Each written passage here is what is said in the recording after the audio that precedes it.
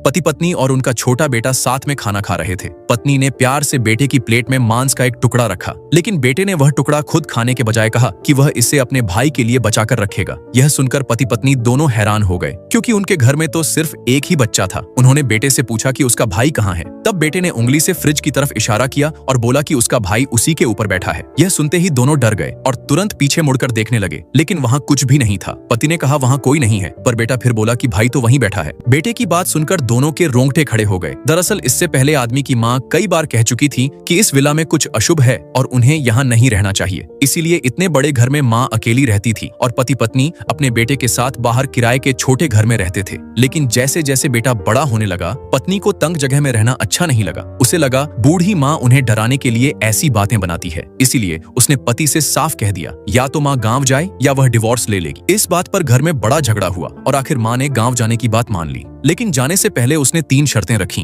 पहली शर्त यह थी कि बेटा 5 साल पहले उससे जो 2 लाख रुपए लेकर गया था वह तुरंत वापस करे। उस समय बेटे ने कहा था कि वह पैसे सुरक्षित रखेगा, लेकिन उसने वह पैसे अपने काम में लगा दिए थे। महंगे घर के लालच में पति पत्नी ने किसी तरह पैसे जुटाकर माँ को लौटा दी। फिर माँ ने दूसरी शर्त बताई, दूसरी मंजिल पर जो छोटा कमरा है उसे कभी मत खोलना। बेटे को यह बात अजीब लगी, लेकिन उसने हाँ कर दी। तीसरी शर्त यह थी कि वह गाँव चली जाएगी और फिर कभी वापस नहीं आएगी, चाहे वे लोग कितनी भी विनती करें। माँ ने कहा कि ज्यादा से ज्यादा 1 महीने में उन्हें अपनी गलती समझ आ जाएगी, लेकिन बहू ने हंसकर कहा कि वे उसे कभी वापस बुलाने नहीं जाएंगे। इसके बाद बूढ़ी माँ चुपचाप गांव चली गई। कुछ दिन बाद पति पत्नी अपने बेटे के साथ उस विला में रहने आ गए, लेकिन घर में अजीब घटनाएं शुरू हो गईं। एक रात पति को बाथरूम जाना पड़ा। जैसे ही वह अंदर गया, उसे किसी औरत के रोने की आवाज सुनाई दी।